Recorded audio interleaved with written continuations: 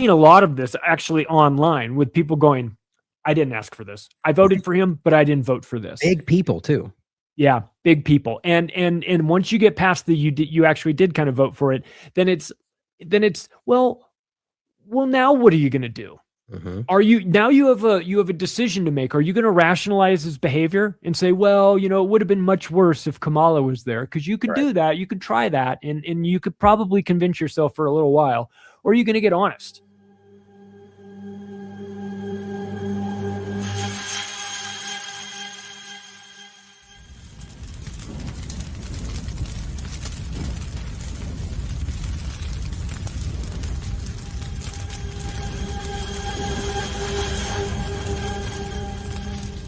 Welcome to another episode of What the Hell is Happening with my co-host, or joining me monthly, however you look at it, Charlie Robinson, here to discuss the madness of the news cycle and the partisan chaos that we're seeing every month, really, because seeing that we've been doing it pretty much monthly. It's just continually chaotic, and we like to continue to connect and go over some of these points and how it's developed, and it's always an entertaining conversation. So, Charlie, welcome back. How are you, my friend? I'm good. It's funny because when we make notes on what we're going to talk about, it's written in proverbial pencil, because it's subject to change. You don't know what's going to happen in the next 48 hours that's going to throw a big monkey wrench in everything, or be the next distraction to get you talking about something else. Instead of leering centers, now you're talking about Venezuela, or now you're back in Minnesota. Minnesota's been on the map quite a bit. Feels very, what are the chances of that? Yeah, it's funny you say that. Because if you look at the story, I don't really even see a way that would make sense, that why that would even connect. But I made the same point last night. I said, isn't it strange that whenever there's a focal point, whatever it is, and Elon Musk is, they're all the usual suspects are screaming about the one thing, the next thing that happens, even if it's not connected to the story, is in the same location. Like it's happening over and over and over. Haiti, and then it's very weird to me. And so, but my thought was, how would this even play into that? Let's just start with that, since the shooting itself is obviously an important story. A U.S. citizen, which is just batshit crazy. I mean, the way that people are regarding it, it's crazy. We can get into the nuance of that, but the overlap you're pointing is we have the Minnesota, Somalia conversation. We have more than that even. There's other political points from that, and how it all just kind of seems to swell around that. Do you have a thought on what the importance of Minnesota may be, or if there is a reason behind that bigger picture, what it may be? Do you have any thoughts? Well, it's a fully controlled city. I think that's pretty obvious. That the mechanisms of government there are under the control of something of supranational, something above it, right? Something it feels very comfortable to run their operations through that city. Like that, there's not going to be a ton. They'll have some form of control over the narrative. At least that's what they believe. It's interesting that it keeps coming back to this. Would you flesh that part out there for me? What do you mean? 'Cause I'm interested by that. Do you mean like some kind of a UN dynamic, or when you say multinational, or the term used, what do you mean by that? There's certain places that are just spook central. Okay, just cities that are Sandy Hook as a prime example. There's just places where you go, there's just a lot of government. I mean, I get it outside of the Beltway in Virginia and places like that. That's where you would expect it. But there's other places. I was talking to someone about a city in Europe. They're like, everybody that's in the city that lives there, it's like off season for carnival workers, right? But this is off season for people in intelligence. Interesting. Like the whole city. So when I just keep seeing this over and over again, what are we good at? We're good at pattern recognition. Minneapolis keeps coming up an unusual amount for statistical probability of this city being the focal point of George Floyd and BLM and all of this, and the Somali pirate narrative that came out, which is interesting because this has been, I was there 15 years ago, and they had a huge Somali problem in Rochester, which isn't Minneapolis. And I remember saying to the person I was with, what is going on here? Is there some sort of like program or theme? Is like, yeah, there's just a lot of Somalis here. I was like, why? She's like, well, there's some sort of arrangement. I was like, this is weird. But that was 15 years ago.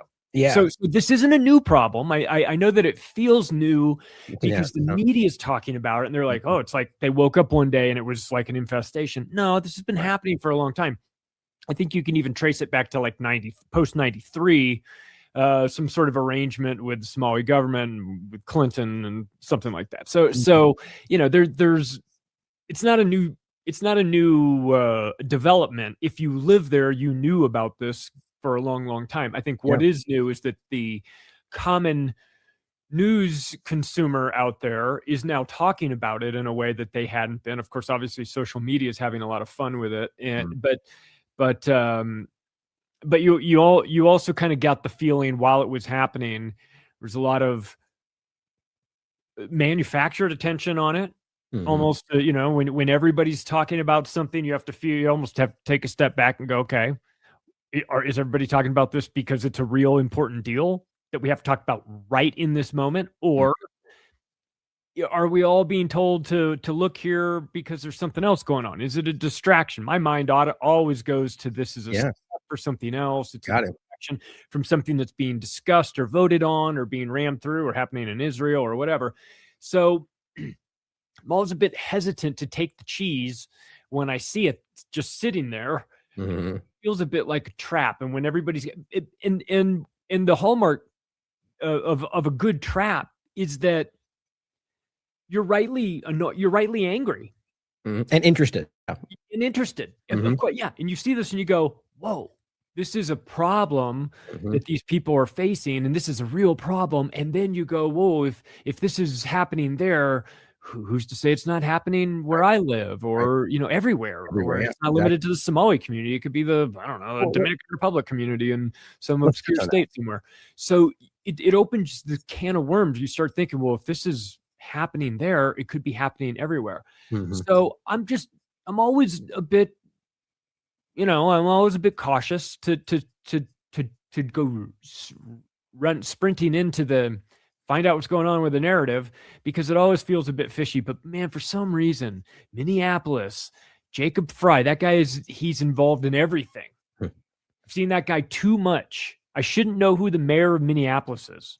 Yeah, right. Exactly. Statistically, like you're saying, it's unnatural. Even, you know, that it would be so much, you know, things can happen. There can be odd series of events, but for that extended period of time, like just mathematically is a good point to say that seems unlikely that we would see this continually in the news. Yeah, but I don't have a scientific explanation for it. I can't say, well, it's because of this and this. I'm just saying it looks weird to me. And it could happen anywhere. And I'm hoping that it doesn't continue to happen anywhere, of course. But again, it's like, it feels like did we spin the wheel like the Somali pirates from Minneapolis? Right. Okay. Like it just feels like it's so haphazard and random and unusual that we're doing this. But then again, you know, every year they sort of grab you with the media headlines. This time last year, what were we talking about? We're talking about a Tesla exploding right in front of the Trump Tower, right? And the generational warfare, the visual significance of that, and the Army PSYOP division, and talking about Ghost in the Machine and all that good stuff. Crazy.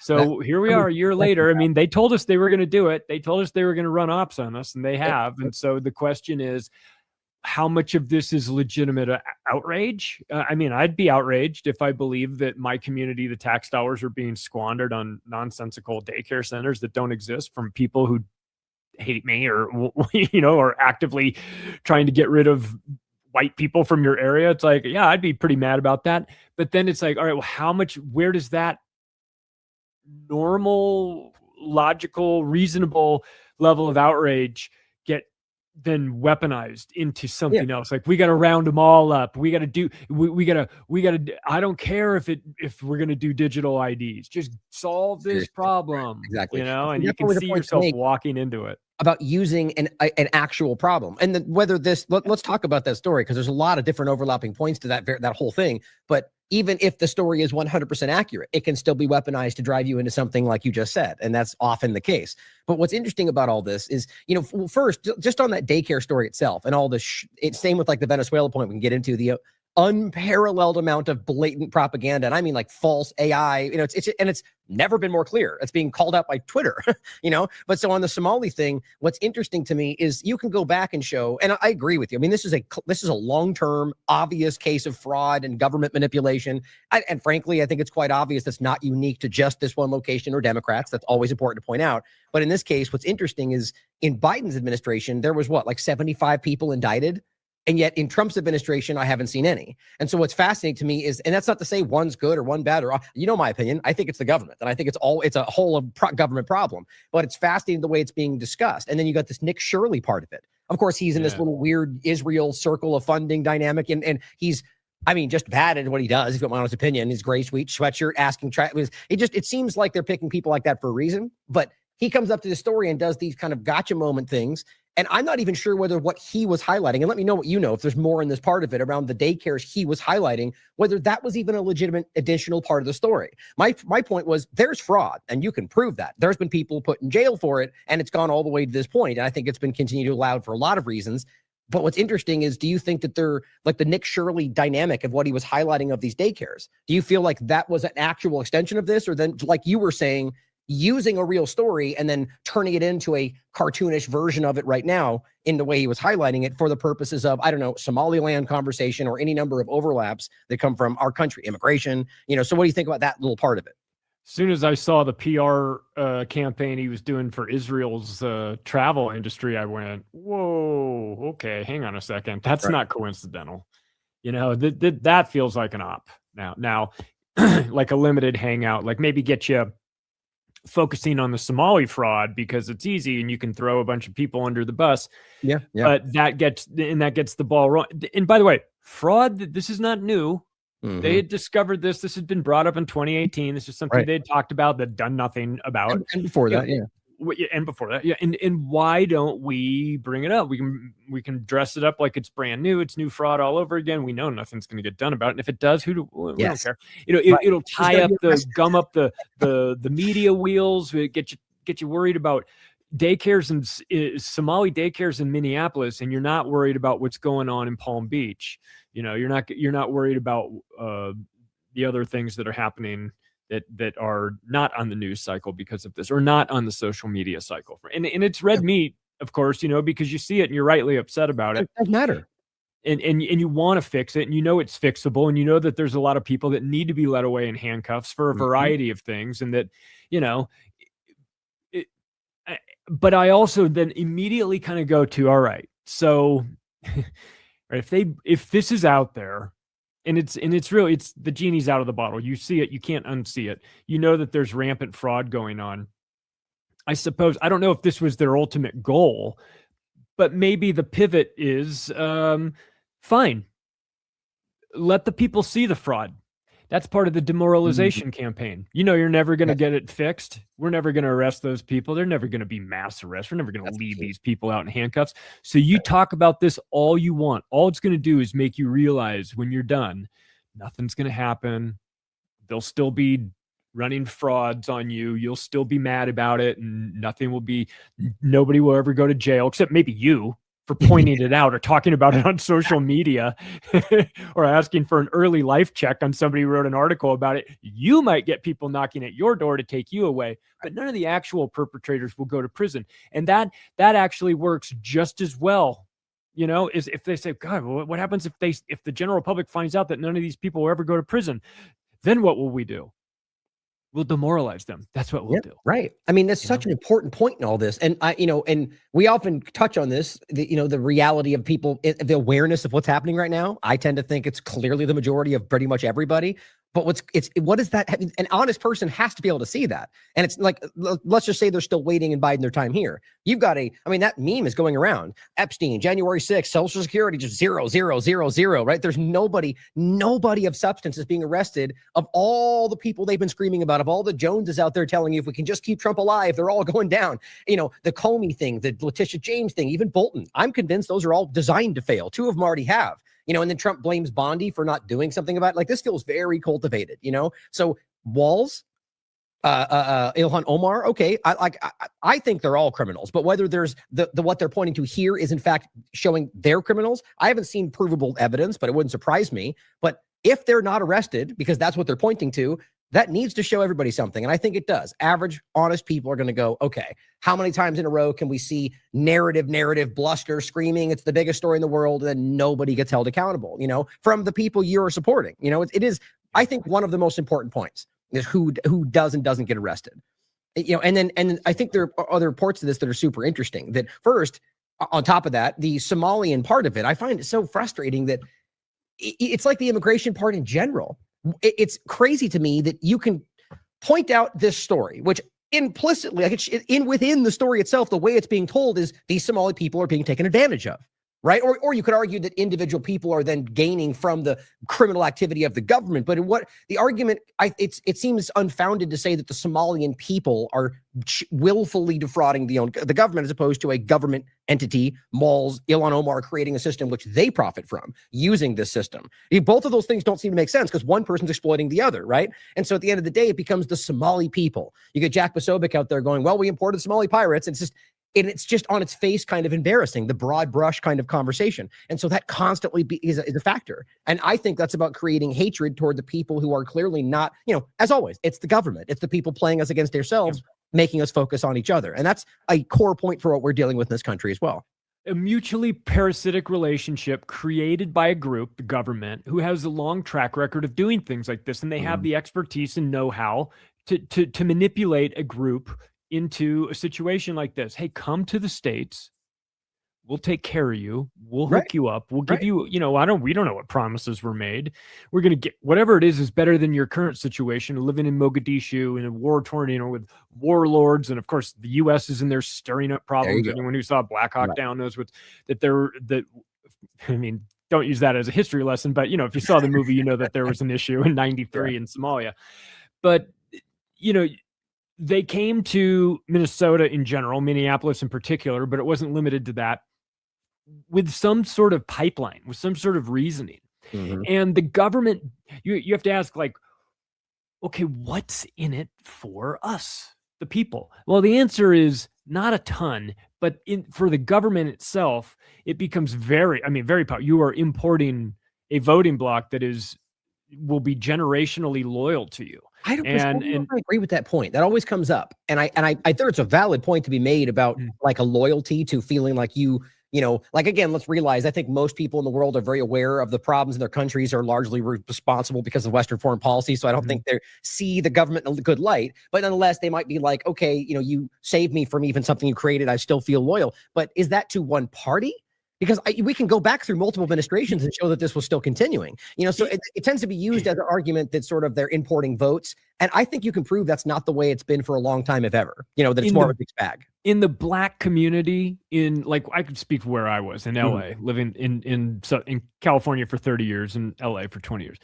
In LA, the Democrats bought the Black vote.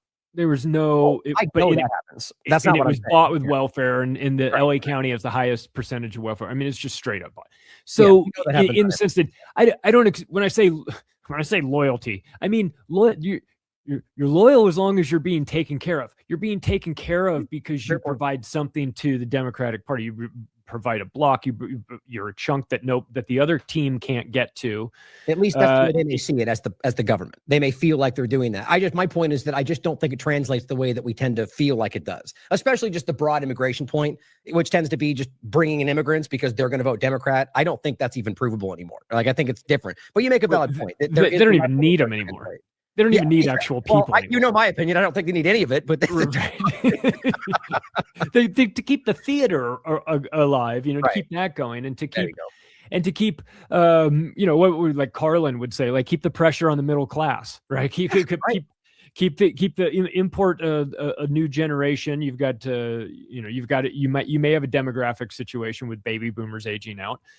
You bring in a lower class that's dependent on welfare and will be easily manipulated by the state into a variety of things. We haven't gotten into UBI at this point, but this is it's a soft form of it, I suppose, in any sort of government handout program. It's a feeder mechanism into full-blown UBI It's at some dependency. point. Yeah. In any way they can get you dependent on them being there, whatever that means, then it becomes a coercive measure. Like then that can be used against you. You can say, we can withhold this if you don't comply with the shot or whatever it becomes. That's very important. So you're right. Those are valid points at any level, because any kind of overlap like that can be used, driven, or even just in hopes that they feel you're the one helping them. But I think the larger point is that that's not as clear as it used to be, if it ever was. That people Trump in his last administration and now, right? And of course, this could be him just blustering for campaign stuff, but always talks about the black vote, the Mexican vote, and acting like, saying that they're mostly on his side. Well, that's my point, is if that's the case, then that doesn't seem to represent what they claim it does. But I think you made the biggest point there, that at the end of the day, I believe that this has been stolen from us a long time ago. So it's really about presenting the illusion, but also a secondary thought of just creating the fodder for us to be yelling at while they're back here controlling our lives. Because that's what it kind of feels like. Well, there's also the another component to this, which really kind of happened under the Biden administration, when you were seeing a mass influx of people from the southern border into places like Chicago. And then you were having the existing community in Chicago who had been receiving handouts, welfare for generations. They were up in arms because their cheese was being taken by the new group of people, and they were pitting this group against one another. And you could see that, and you go, oh, I've seen this movie before. I know what's going on here. It's like, that guy's trying to take your stuff. and you just get them fighting against one another. And you can see how that could be used as a, what is the purpose of importing all these people in? Oh, one might not be the only purpose, but one definite reason is to make everybody else who went through the normal, legal, traditional immigration process, make them resent you. Yeah, that's one nice side effect. You're going to have a segment of the population that's going to always resent these other people. I did it the right way. It took me 5 years. I had to go through all these interviews, these stupid people, and take all these tests and those. And I did the whole thing and paid the money, and I got it the right way. And these assholes just walked across the border. How dare they? And oh, well, we're all immigrants. No, wait a second. I'm different than them. I did it the right way. They're not. And so there's a different tier system there. So and it's just chaos and frustration. And those people got that stuff, and I should have gotten that, and I did it the right way, and where's my stuff? And then you go, well, why should I even be paying taxes at all? Right? And you get to people to the point where they throw their hands up and go, it's so crazy. I feel like I'm the sucker for playing by the rules. Yeah. Maybe I should stop playing by the rules, because apparently the rules only apply to me. That's a very good point in a larger sense as well. I think it's what a lot of Americans are going through, but it might very well be weaponized to drive us into accepting what they present to us next, right? We're always talking about that. But what's interesting, though, is the core point before that secondary discussion.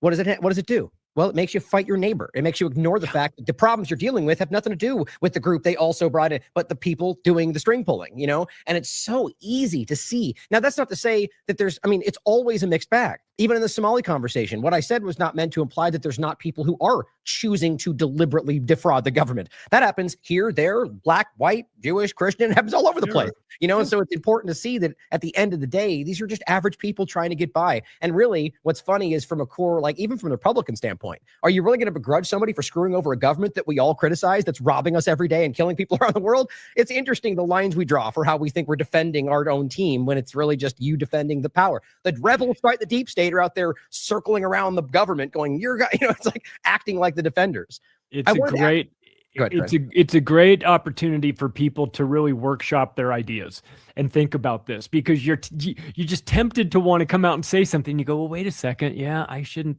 Yeah.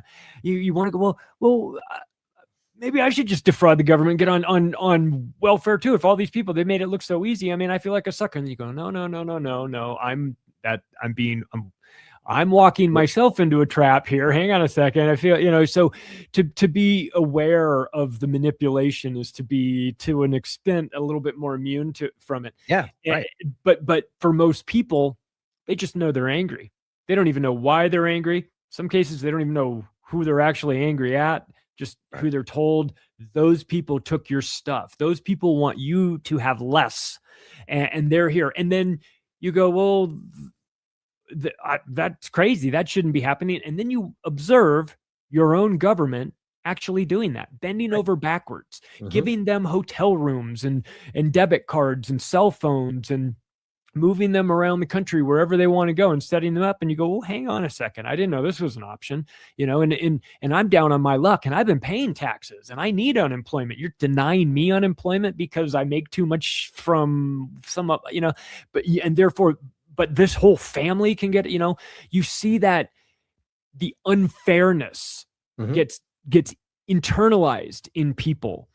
And, if you're looking for, I don't want to go Tim Pool here, but if you're looking for a civil war and you're looking for that, you got to wind people up for a while and you got to get them to just watch this and watch how unfair things have been and how crazy it's been and up is down and men can get pregnant and all this. And some of it is like, frustrating, but kind of annoying and laughable. And some of it really starts to impact you financially. And you start to extrapolate out, well, based on the rate of how bad things are going right now, we don't have much time left. And everybody seems to be focusing on the minutia at the expense of all the important issues. And, what does that do? What does that, well, I'll tell you what it does for one segment of society. It keeps the government extremely relevant where they need them. They need the government. They need the handouts. They need to be told where to go and what to do and what they can get. They need that. And as long as those people are there needing the government can stay relevant and bleed the rest of us into supporting this insanity. And heaven forbid you see it and talk about it. Yeah, they want to fit you for a straitjacket and a tinfoil hat. Yeah. Well, and the other part too is that at a large scale, it seems to me, at least across the board, we're seeing this justification. Might makes right.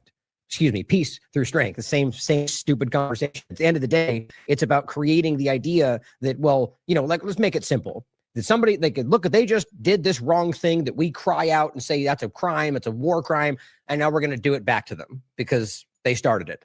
Which is what, it's happening everywhere, and the argument that, whatever it is, violating the Constitution, so we have to do that to save it. It's creating the mindset that we need to do the wrong thing to fight against the wrong thing. And it's exactly what we just highlighted there. The idea, well, why would I have to do this because they didn't get to do it? Well, because you have morals and integrity and principles. Like the idea that you would go, they're terrible, so I'm going to do it. Well, then you're terrible. Like you just made the point. Like but it becomes logical. It feels that way when it's being presented as if you're being stolen from or you're being manipulated. And so you almost want to stop that or get back. We all have that kind of inclination to be like, well, I want to shove it in their face and tell them that they're wrong. It's like, but sometimes that's not the right thing to do. And on top of that, the government is waiting in the wings going like, just go after him, go and attack, and it's being used. But I just think that's important. You made a good point there about how the psychology of it is creating. As always, they want us to call for our own subjugation, right? And that's happening constantly today. And our reality is being curated too. Each one of us has sort of it's like, what reality is that guy living in? Well, actually, the answer is a totally different reality based on what he's being served up by his algorithms and things like that. And it used to kind of be a throwaway line that someone's in a different universe, but depending on their information diet, they really may very well be. If you've ever had that, as we've wrapped up the holidays here, you've probably had these forced interactions with members of your extended family where you start to ask questions or have conversations and you maybe get a little gauge their level of understanding of certain things. And you come away from that in the aftermath and you go, boy, propaganda works. I see it with my own eyes. It's quite something. And in fact, that old adage of, you think you're living in a different universe, it might have been just a kind of a laughable statement in the past, but they've never had the technology to do it like they can right now to really make everybody's version of what they see in the news, the opinions that they get of a certain, ICE shooting in Minneapolis as a prime example, depending on who you are and what your sort of leanings are, your version of that event are completely different from somebody else's. So it's an interesting time to be paying attention. You really have to make sure that when you're talking to people in your orbit, that they are operating off of the same source material that you are, or at least as close to it as possible. That I just don't know that that's possible these days. Well, because to your very point, though, it's gone so far beyond just like I'm getting a different source or what I'm being shown looks different, to the point to where, because of psychological or just social engineering, cult mentality, I don't know, but to the point to where you can look at it at the same video and walk away, feel, like I think, honestly, I think part of it drives from wanting to support your side and going, well, I'm going to rationalize why, even though it's not what I thought it was, it's still, he still probably was fearing for his life, or whatever the mindset is. And yet, but at the end of the day, you're watching something that I think is pretty self-evident. And then you get this weird discussion around it. And, people will always argue, look, I'll say it's possible. Maybe I'm taken aside and don't realize it. Maybe I'm blinded by, one thing or the other. But, both of us, we try to operate from a nonpartisan, objective perspective. And when you look at information, it's not about what side I'm on or whether I just support one group or the other or, whatever. It's about, what does this actually look like and what's the reality of the facts? And so let's talk about that, because I think it's confounding that we're watching a video that, and we'll go over it if you want to into the many, many times already, 4 that I can prove bombastically, where ISIS claimed they were ran over and they lied about it. And 2 of those cases shot people in the context of it. Car full of a family, a woman that they claimed had a gun that they didn't, and they like rammed her, got out and shot her. And they lied and said she rammed it, and these are provable events. They came out in court, And so you watch this video where the conversation about her being an observer, which is clear, she's not breaking the law, and ICE is constantly being shown to break the law. So I think there's a purpose of cop watching, which used to be more of a right-wing thing. It's funny, right? But overall, that you can see this event play out, and that she tries to drive and the guy is close and ultimately opens fire on her car, as well as after she drives away. Now, I don't think he was in any danger. I think it was obvious that she was driving away from them. And I think that the way that I think it's quite obvious that they instigated this event, because they continually are shown to be frustrated with people who are doing what they're doing. And that's self-evident in other examples. They continue to harass people that are simply just there. So I want your thoughts on, the validity of that, what we saw, and whether, maybe you disagree with me. Do you think that this person was justified in killing that U.S. citizen? I just think this is a crazy, crazy leap. And I'm even seeing people like Judge Napolitano and plenty of others who are just like ICE murder, like way on the side people are calling Democrat, so it's an interesting series of events and important for where this goes. After watching the Daniel Shaver murder, I know that the Vegas, right? Yeah, that was, I think it was Colorado. I'm thinking of the Vegas one. Sorry, go ahead. The guy in the hallway who they were giving orders to get on his knees and later, and they just wanted to. In Las Vegas. Am I misremembering that? Anyway, please go ahead. Sorry, I think we're talking the same one. Well, the only reason I thought it was in Colorado is because a bunch of the people in Denver. I could be wrong. The group I go to, they all knew him. Okay, I could definitely be wrong. That's just what I was remembering. But that's an important event. It made me, like you can watch a video of a man doing everything he's told to do, fully complying with the police, and winding up getting murdered on video. And then, of course, in the aftermath, what happened with the cop having nothing done to him and collecting a pension and all this gross and disgusting. So my default mechanism whenever I see cop interactions is that I'm always going to be very, very skeptical of the police. I understand that they have been trained in some cases. The police forces, depending on where you are, have been trained by Israeli forces, Israeli teams that you used to be Andy Griffith, the policeman with the blue hat, and he'd, how you doing? Oh, you're flat tire. Let me help you with the tire. Have a good day, ma'am. And now it's police with black hoods on and black uniforms, and they're dressed like they're in the military from the 1033 program that recycled all this military gear into the police force. So it's like you're trained by the military, the Israeli military, you're armed by the US military, you're sent out onto the streets of America like you're in a war. My question is, who's the enemy? Exactly. It's very and when you have that mentality now, and so, but I also have to say this as well on the other side. And I'm not in any way justifying what police do or ICE did or anything like that. However, there is something to be said for not putting yourself in really bad situations as well. people need to take responsibility for their own actions on this stuff too. Well, first of all, I would just advise people, don't go to these things. Don't go to these events. Don't go to these marches. They're honeypots. I mean, you're getting your surveillance, your phones are being tagged, everything about it. It's bad. Let me jump in really quickly, Charlie. I get where you're coming from. And I agree with the sentiment because, it just from a self-preservation perspective, like consider, it's like we say with anything we deal with the police or taxes, like, well, you could argue you're correct in a moral stance, but they still may come and shoot you, right? So consider that is how that may come out. But I don't think the argument, at least from my perspective, would be because they may may violently, illegitimately, I don't want to say hold you accountable, but react to what you're doing. Would the answer be to not do the right thing? Because in my perspective, standing and watching and trying to hold accountable people who are verifiably breaking the law with the most basic of senses, not identifying themselves, not presenting warrants. Those are straight up major crimes constitutionally and otherwise. And how that's being disregarded blows my mind. And so I'm not going to say there aren't observers out there who are crossing the line, who are being, violent in some cases. So you can find that in every circumstance. But people doing that, I think, is important personally. So I would argue that the right thing needs to be done, whether or not they're out there reacting in a negative, violent way. But I agree with you that keep in mind that may actually be the outcome. And I think that's the whole point of what they just did, quite frankly. And you can be there as an observer, as calm, rational, and not interfering as you want. And the situation escalates simply because you have hopped up police and you've got very angry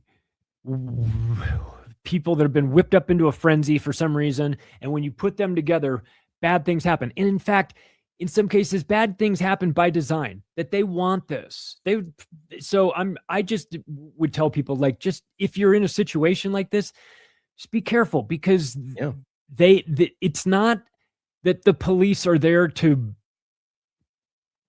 talk some sense into these people and diffuse the situation. They're going to escalate it. And if they escalate it and you're near it, bad things can happen. And I don't want people, of course, obviously, I want people to hold these lunatics accountable, for being out there.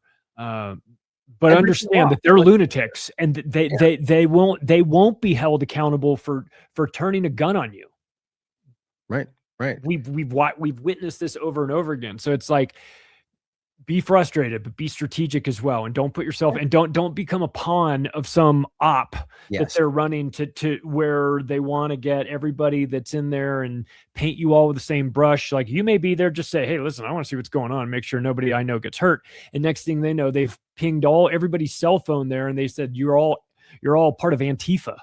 Like, I'm not part of Antifa. I live down the street. And they're like, here's what's interesting with that. I agree. That's an excellent point. But is that them being part of an op, or is that the government op pretending you're part of something? Now, I'm going to be clear, because in case there's somebody new, you and I both agree. I mean, look, Antifa, Patriot Front, it is all over the place, and they're very much being manipulated. And there's a very clear example to be made about extremism that exists in all of this. It's not like there's not some actual issue with Antifa, but the way that they're using it, as we've discussed, it's not about Antifa at all, quite frankly. And so what we're seeing is using this, so I would argue, I agree with your point. Don't allow yourself to be caught up in some kind of entity that's out there trying to use your genuine intention to hold people accountable, because that very much exists on the left. That is transparently clear. But at the same time, I argue, if you're willing to put yourself at risk, that is an important way to frame that I do think it's the right thing to do, to stand up and stand correctly. And I would even say there's a point you made about interference, but let's just say, legally speaking, stand without doing that and hold them accountable. But Derek in the past has made a good point, and he may not even have the same opinion today, because we've all evolved in a lot of ways, but that there is an importance to confronting something like that, especially if we're in a position where what they're doing is illegal.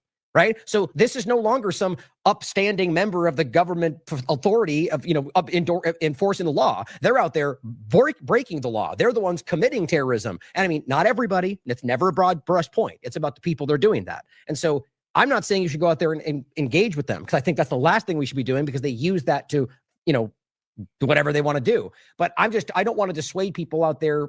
I don't want to create the sentiment that people should be cowing to what they're doing because of their responses. And I'm sure you probably agree with that, right? What we believe in. Yeah, I want people to also understand that these people are diabolical, and they'll fight you any way they can fight you. And one way that they'll do that is legally through terms and designations. So as an example, you may think that somebody calls you a domestic terrorist. That's just a slanderous insult. There's somebody, online calls you that.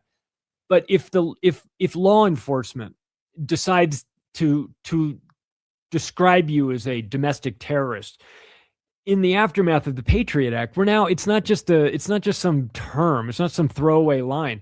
It is a legal definition. You are operating in the homeland, which is a battlefield, and you have now been designated by law enforcement as a domestic terrorist.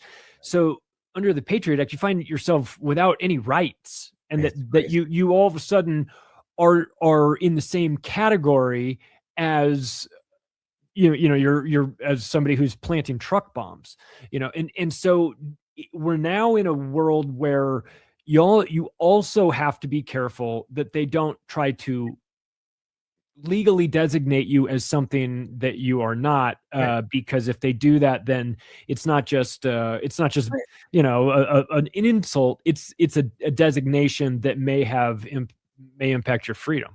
I agree 100%. But again, the point is, don't do something because they may be dishonest. Well, they're going to be dishonest regardless. But trust me, I agree with what you're saying. Like, I get the sentiment's important.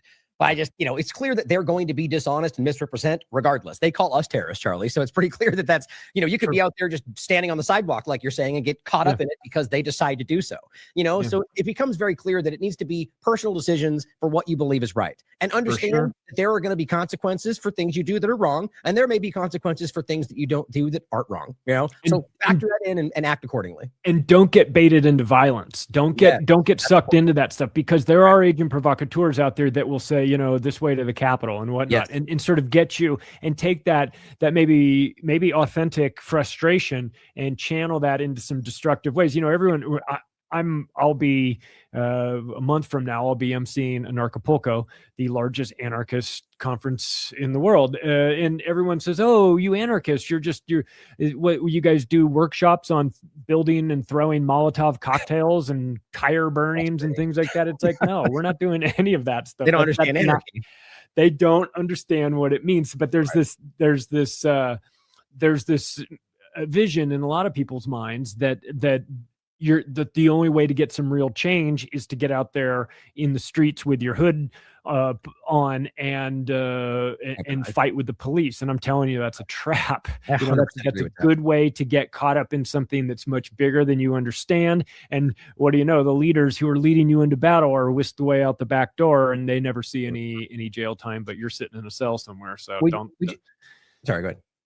Just don't fall into that. That's all I'm saying. All right. I'm sorry. Be strategic and careful. I'm enjoying the conversation. So the Patriot Front and Antifa, as we just discussed, right? Look at what they're like. We know we can prove an overlap. We keep finding repeatedly that there's like an FBI agent or somebody in the government. Like, it continues to happen, right? And so at this point, when you're talking about masked entities, like, why would we as individuals fall into doing what they're like literally dangling in front of you? Go out there and be violent with masks and, join these groups. It's so, I think, very obviously meant to drive into exactly what you just described. We're being played against ourselves, and that's just so important across this conversation.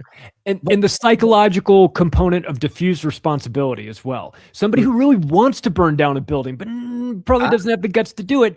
But if there's 100 of you doing it, I only did 1/100th of the actual damage, and it was really all the other guys. And the way you can rationalize that, normalize that sort of violence, is not something that the average person really comprehends. But I assure you that the people in charge do. They know how you'll behave if they add a couple different variables in there. So being careful to not find yourself. And I'll tell you this, as somebody, I lived through the LA riots, the 92 riots. I was in South Central when it's like one day everything's fine and next day everything's crazy.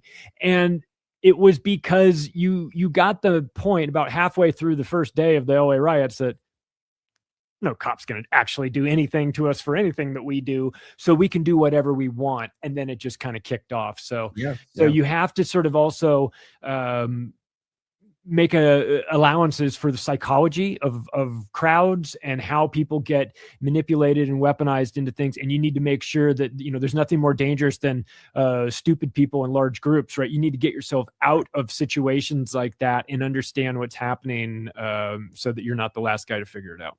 Yeah, exactly. And I would argue that the people that go in and do that, like the guy just goes like, shoot, I'm going to go grab a TV, whatever. I'm going to take advantage, or I'm going to go bust a window because I feel like it, because I don't even care what this whole thing is about. They're not the ones that get held accountable. They're not the ones that end up in jail. They go for the political leader or the person standing there going, I want you to be accountable. And they're like, you're a terrorist. It is obscene how it continues to happen, right? But back to that point though about the clip, about the incident. Kristi Noem came out and called that person a domestic terrorist to make your point. And it's like, okay, you could make the only argument in that, like, let's just take the point in front of us. You've got a woman in a car who's observing them.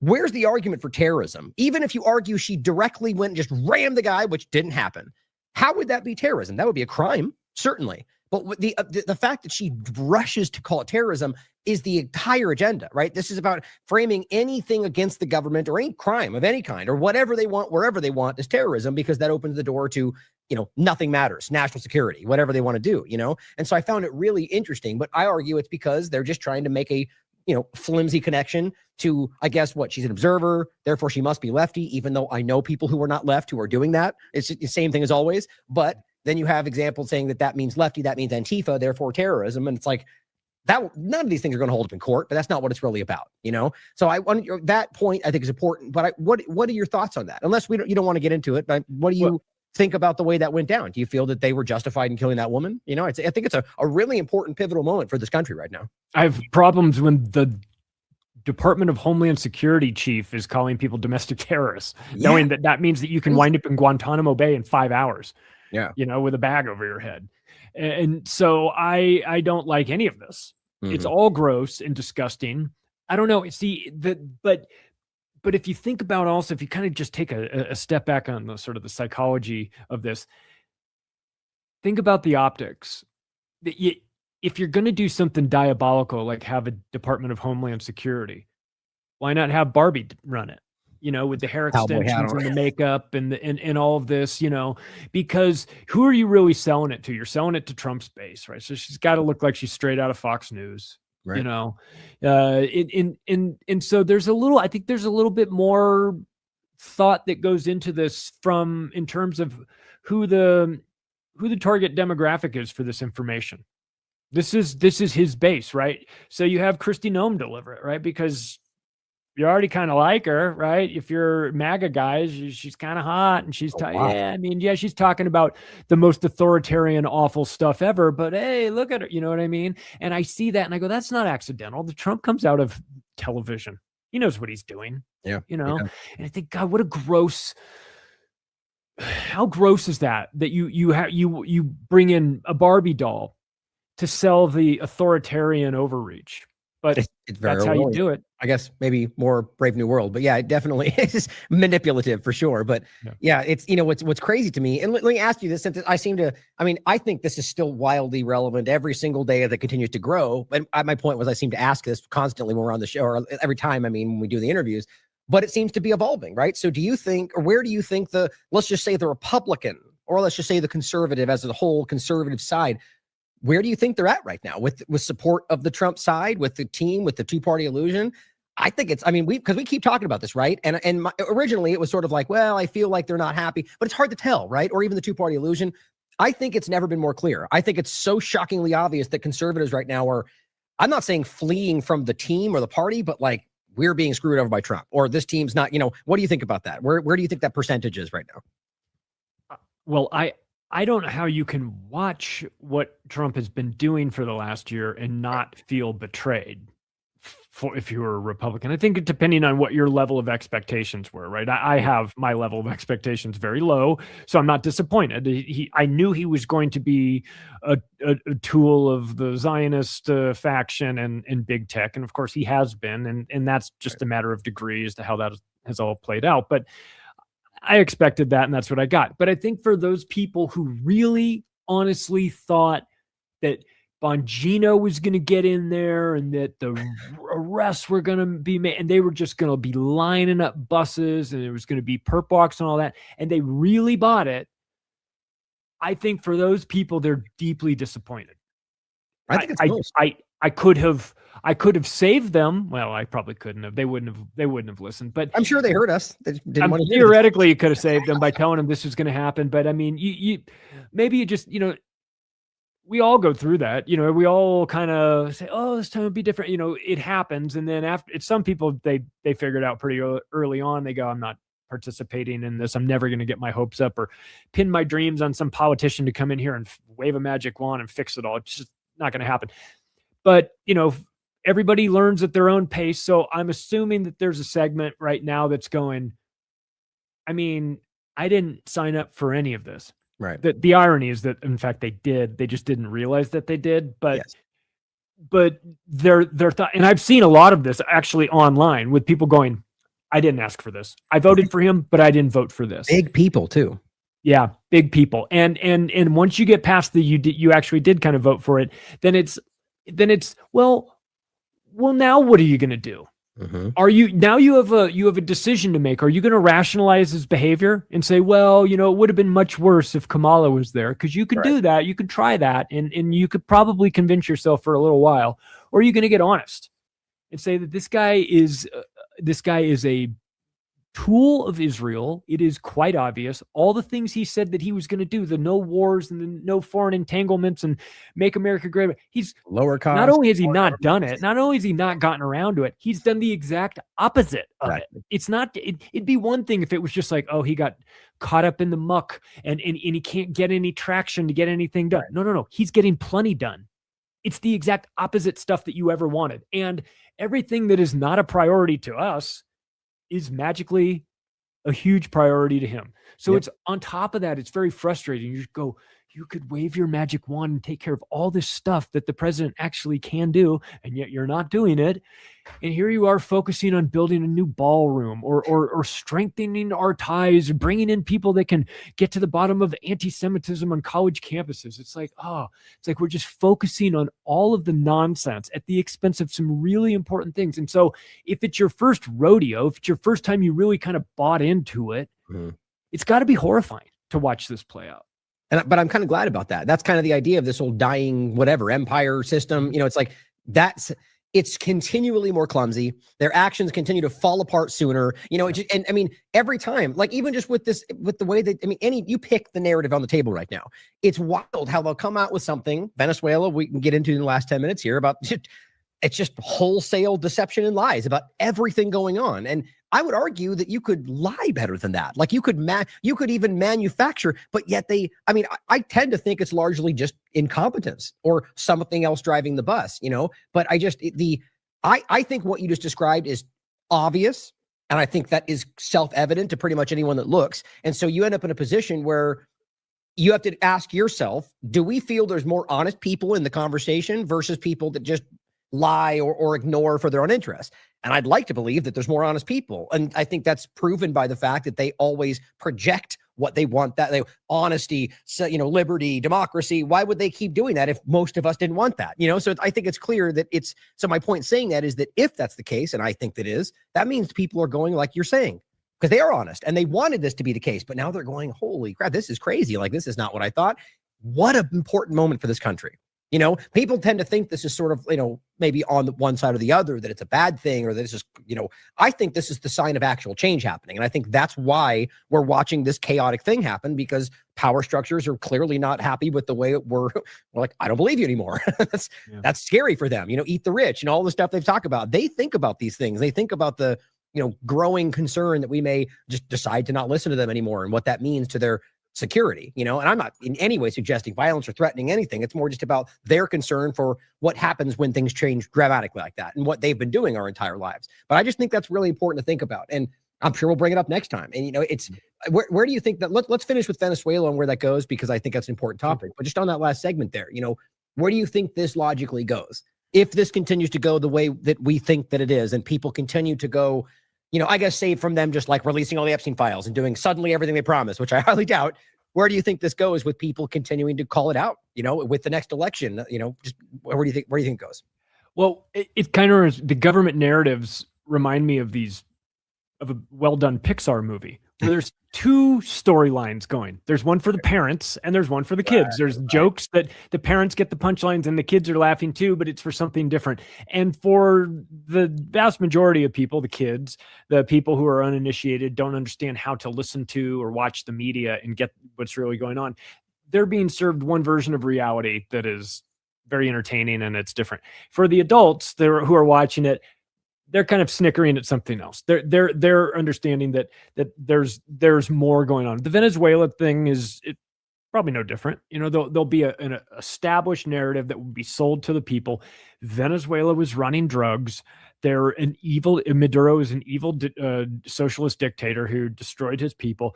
And you can find examples that back all that stuff. They'll give you a bunch of reasons, and of course you can find examples of them doing this. Does it mean that they're the biggest drug transporting hub in the world? No. Does it mean that Maduro is the worst dictator in the history? No. I mean, but you can find examples to say, see, we're above reproach and this guy's got to go.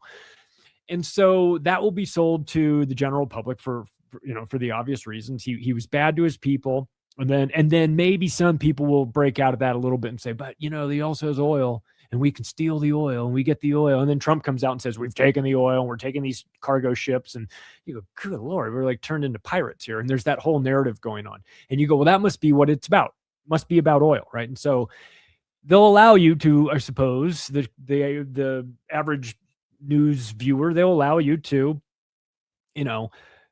hear that it's about stopping socialism, but also allow you to probably assume that it's also about oil.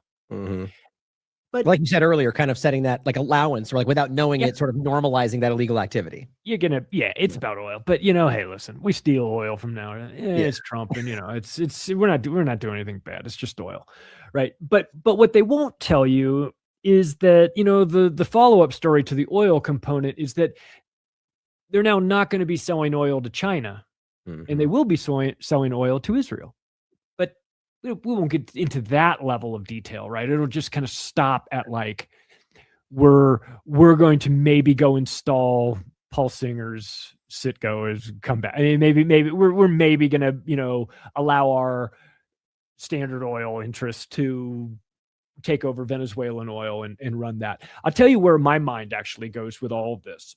That is probably more alarming than any of it. And I do think it's about, on some, not the entire story, but on some level, sure, oil. Yeah. Oh, definitely. But I think it's about shoring up supply chains in anticipation of something bigger. Yeah. Because if I were to be somebody planning, let's say World War III, and let's say in the Middle East, focal point in the Middle East, but maybe not limited to there. And I was America, who's a net energy exporter to begin with, and we could be energy independent, but we choose not to be. Right. But if I was America, I would say I would want to have a couple different options for oil that weren't dependent on the Suez Canal, Strait of Hormuz, or going around the bottom of Africa. And that would be Nigeria, which is just a straight shot across the Atlantic into Houston, and Venezuela, which is just a straight shot north into Houston as well. And if I had control of both of those, then I would feel pretty good about not needing Middle East oil for a decade or so.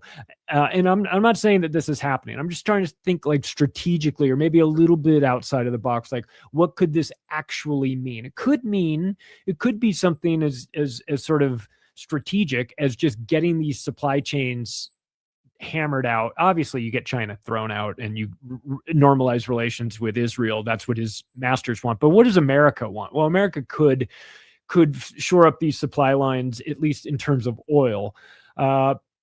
Still be a massive catastrophe based on the supply chain needs that we have in China. I'm not trying to say that this solves all of America's problems, but I'm trying to think like how they would look at this and why now? Why now and not, 5 years ago with Venezuela? Why now? What is it going on that is requiring this? And so when I think about it, my mind goes to something having to do with a future event that would make it more difficult for them to get the oil that they need in a timely manner. Yeah, well, those are very valid points. All that's exactly, whether it's, including other actions they've taken with Yemen and the Bab el-Mandeb Strait, or Oman, or Somalia. It's like, these are all exactly that conversation. It's all different parts of the same. At least one part of those agendas were about that, and I think that's very clear. But what's interesting is with Israel involved and all of this, there's very clear overlaps to the larger agenda in regard to Venezuela and these different. You painted a good picture there for the desire to prepare for what they've always been planning, right? And you can see, going back, Biden, Obama, they've been trying to overthrow Venezuela and have at least briefly succeeded with Chavez once, but the people protested enough where they had to bring him back. Most people don't even know that, but that's very well documented. They've been trying to regime change it for possibly that very reason, left and right, for a very long time. I think the difference is that at this point in time, whether it's just Israel's interest or whatever else, Trump is more amenable to the influence of people around him and decided to make this belligerent action with Maduro, right? Because, it could have attempted another regime change. They did his last administration. He was very embarrassed by that. The military screwed him over. Remember that? They pretended they were going to regime, then they stood up and stood with Maduro, and they said, they tricked him, basically. And that was very embarrassing for him. That's arguably why he doesn't work with Machado, because that's her kind of support base. And he feels like screwed over by that, or like the double cross. It's very weird the way he reacts kind of emotionally. But I think it's right now because it's obvious that this has always been the agenda for one of the reasons you're making right there. And that now it's just, I think he's just willing to do it, or maybe not even in control. But to your point, I think Robert just wrote a recent article about this. It's important to think about just the seizing of the actual oil, not the industry, which will continue to profit them, but the oil itself. He makes an excellent argument that I didn't think about. So we talked about the supply chain, the flow of oil and others, and that the need to take these locations will help. If Iran were to shut down the Strait of Hormuz, which is what they threaten, that they would be able to circumvent that, and that would allow them to continue their wars. But he makes the point that if they were to seize this oil, which they're already doing, that could potentially get them through without even needing more flow of oil. And that's just an interesting thought, that they're, like you said, trying to create the circumstances to justify, or rather support, their next action, which I think is clear. Do we need to debate that they want to go after Iran? Aren't they screaming that every 30 seconds? So clearly this is what that goes to, So I think you're absolutely right. Yeah, and if if Iran is the crown jewel and the final target, and they've been pretty clear about that, you just work backwards. How would you do it? You would isolate it from any of its allies and things like that. So it is a strategic. It's rational. It's crazy, of course, but for the way they see it, it's rational to work your way through that and to isolate Venezuela, get it to flip, and then you could see. Obviously, you'll see pressure put on. It's been put on Russia. There's only so much pressure you can put on China when they hold so much of our debt and they manufacture so much of our pharmaceuticals, and we need them so much. So, you're going to have those two guys there backing Venezuela or backing Iran. But anybody else who shows any sort of loyalty, you will be picked apart. This is, of course, the reason why I think when you look at Somalia, it's getting sliced into Somaliland, and that's, of course, geographically right across from Yemen. It'd be a good place if you were Israel and you wanted to keep an eye on somebody that might be coming after you in the future. Yeah, that'd be a logical place. So you can see kind of how things are playing out. It'll all make perfect sense in the aftermath, right? Once World War III kicks off and in the fake history books are written, it'll all line up and you'll see where it's. But trying to catch it in the middle and extrapolate out where it's going is, of course, a little bit more challenging. But you can see the moves being made, and of course, it's also extremely important to understand that these people have a mindset of wanting war, not where we come at this is what are our options for preventing war? How do we make sure that this war doesn't kick off here? And their mindset is how do we initiate crisis? How do we start crisis initiation with Iran, right? You get the Patrick Clausens of the world talking about Iranian submarines going down and sometimes they don't come back up, right? So we have to remember that we have to be careful not to export our sensible, reasonable, rational mindset onto them and think, oh, well, we're all looking for solutions to not have World War III. Unfortunately, some people are seeing that quite differently. Yeah. And to your point about the more challenging, I agree with you. Like in a general sense, we should always consider that, you don't, hindsight's 2020, right? We don't always see every part of it. And usually we don't. And there's plenty of times when these things are much more difficult, more nuanced. But I'm of the mind today, and it's just, I mean, look at both of our track records. Look at the information we've been covering and how far ahead in general. And again, not because we're some super sleuth. I mean, I do think we're good at what we do, but it's more so because it's just obvious today. Like that, I think that's important to note that some of these things are just, it is easy to see. And I think what we're highlighting right now is borderline not even debatable. I think it's quite obvious this is part of the agenda and that they will be going after Iran if that's something they can accomplish, because they're telling us that, So it's this interesting time where maybe by design, maybe because they're incompetent, maybe because they're not in control, that ultimately these things are pretty wildly obvious. But you get these big, like bombastic million follower team sport politics players out there that are, historically have been calling out all of these things, but now it's finally happening. And they're like, look over there, and like not really getting into it. And so I think I mean, you take your pick out there. It's happening and it's obvious. Why is up for debate? But I think it's worth noting that it is kind of that obvious in some of these agendas. Our work is evidence of that. It's interesting. But I want to do one last point on this, or I'll just kind of wrap up. Is sure. The Venezuela thing is interesting beyond what we talked about as well, because there's so many other moving parts to it. Like we talk about rare earth minerals, lithium. We'll coup whoever we want, and Elon said about Bolivia, right? These are real discussions that very much play a factor. And it's weird to me how little conversation the lithium gets. It's unrealized. I think it's not real, but it's been shown to be one of the largest reserves. And that doesn't get talked about. And that's huge for AI and for everything, or the gold, for example, or plenty of other things. But one thing we don't we didn't get into, like Delcy Rodriguez and the interesting overlap there, and whether she's playing him or whether she's made a deal, and where it's all going. Because I don't know, it'd be guessing at this point, but it's interesting to see how it's played out. But one argument about immigration, right? So if this had gone the way it usually goes, and they just came in and just broke things and went crazy, there would be a massive influx of immigration to the United States, which happens every time. The sanctions caused that and still do. So it's interesting that usually they want to create that, but at this point, it seems they're trying to keep it a little bit more stable. But I think it's largely because of the interest of the oil and want to maintaining the industry. But what the point is to make that you're willing to now work with the very people you just told us were monsters and terrorists because, well, we need to profit from the industry. They don't have, nothing is sacred to these people. And it's clear by everything they do. They continue to show you this, or claiming he's part of the Cartel del Sols or whatever the group was. Oh, sorry, that doesn't even exist, and we made it up. But let's move forward. It's like it's what we're talking about. It's obvious, guys. It's obvious. There's a Henry Kissinger quote where he's talking about the Khmer Rouge behind their back. He's like, "Yeah, they're murderous thugs. Don't tell them I said that. We'll work with them, but don't tell them I said that part." Right. Back when they didn't know. What's funny is how many things you can see when, at different time, there wasn't really it wasn't internet or, ways to like rapidly to see these things. But you look back and these people, they will wax intellectual about why sanctions are used to hurt people. It's like, it's all there if you want to look, it's just crazy. But I think good news for the general public is starting to have this epiphany that sometimes the American empire is, we talk about Somali pirates. I mean, the American empire is the biggest pirate around. Exactly. And sometimes we will literally do pirate things like take your ships, take your oil. And you have that Hans Gruber moment. It's like, wait, this is about a theft? And it's like, yeah. And and since we're thinking of moving into kidnapping, you should show a little bit more respect. And this is how the American empire, you go, wait a second, I thought we were about spreading freedom and democracy. We're emptying out the bank vault. It's like, it's always been about emptying out the bank vault, dummy. Mm-hmm. Right. It's always been about taking the resources of this country. I mean, the book that woke me up to this, Confessions of an Economic Hitman by John Perkins, laid that out in a way that I couldn't comprehend until he laid it out in a manner. It's like, you think that your local bank loans money into existence and gets you into something, a debt, and then you fall behind, it takes back tangible assets like your house if you fall behind in the payments.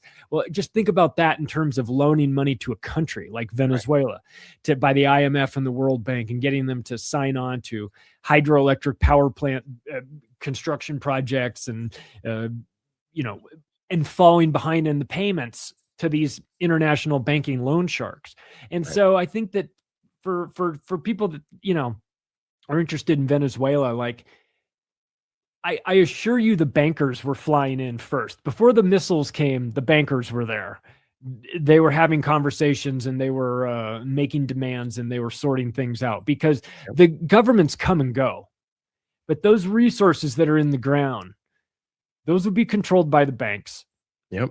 And they're in there working that out right now, I suspect. Well, he admitted, I think, clumsily as usual, that he spoke to the oil companies before he told Congress, and now they try to sort of wrap that up behind the scenes and say, well, no, I kind of mentioned it, but they very clearly, it's obvious when you look at the way it played out, So this happens, as you point out, every single time, and what I expect, I'm still on the fence about what Delcy Rodriguez is. I think we're going to see it, but I saw more today talking about her softening to their interest and maybe meeting with the U.S. government. It's like that even still could be just her trying to not be overthrown. Because they're still standing up there going, if you don't do what we want, we're going to come back and bomb this and take you. It's like, but democracy. It's just embarrassing. But where this ultimately goes, what she does next, whether what I expect is either that she'll stand her ground and then they'll do more, which will continue to show you what they're really about, or she'll sell out. And, whether that means what we just discussed, but on top of that, I expect Israeli bases to be built. I expect U.S. bases to be built. I expect, which we've seen in Somaliland and every other place, and it will happen instantaneously. Or we'll go, oh, guess what? Israel built a base 2 years ago. You didn't know about it. Oh, okay. So now it's been something, that's where this tends to go. So I think we need to, watch this carefully, but just as we keep discussing this entire show, look at the surface. You can see these things, not because of anything other than they're obvious, right? That's not democracy. I made fun of Rick Scott, for example, where he's like, democracy's coming back to the area. And we're like, that's when he said, if you don't do this, we're going to come in and take you out of the way. Delcy, you better do what the U.S. wants, or we're going to come in.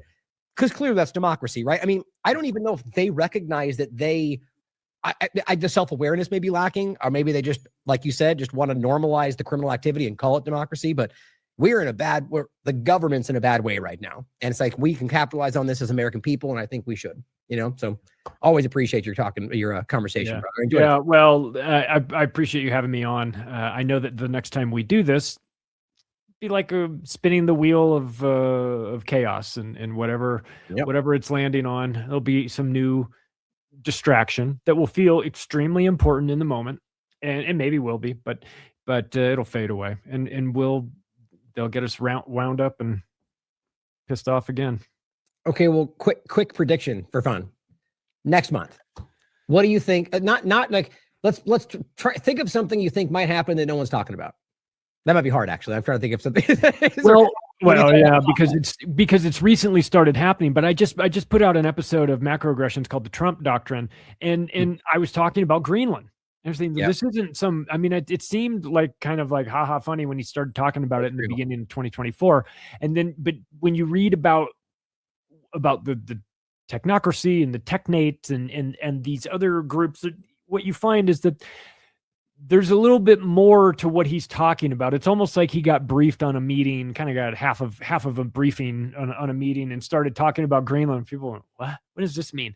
There's more there. There's something there. So but again, it doesn't really fit your criteria because people are now starting to talk about that. But I think in a month from now, it's not going to be like, hey, this Greenland thing is kind of a crazy idea. It's going to be, do we take them next week or next month?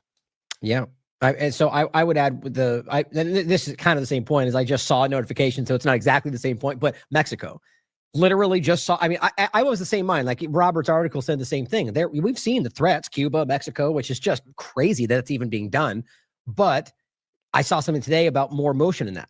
Now, Trump saying we may have to bomb Mexico to go after the cartels. Like, so it's the same kind of general narrative about the cartels in Venezuela. And so I think that what you just said is what was on my mind, the technate, the idea of this entire North American Union, Greenland, Mexico, and it's almost conspicuous. Like, we've been calling this out, and then it gets kind of falling into the background, but then it just comes right back up. I pointed to Peter Thiel making it clear he wanted, I think for Praxia, he wanted to build in Greenland. Now, I don't think that's the primary driving force. Certainly could be. There's other interest there. I forget his name. One of these Trump-related billionaires is already buying up Greenland business. Like it's clear that they see the writing on the wall, So I agree. I think that's going to be the next big sort of drive there. But there's plenty of things, that like the point where I was kind of jokingly making is that by next month, we're going to be in another planet, like something completely different. But ultimately, I think these things will continue, and glad to keep calling them out. Make sure you check out Charlie's work. Anything you want to leave us with on the way out? Any upcoming things? Well, now I'm like, I'll be reporting to you from Mexico maybe next month. Yeah, I'll be there for an Acapulco. So maybe hold off on all the drone assassinations until, well, actually forever, please.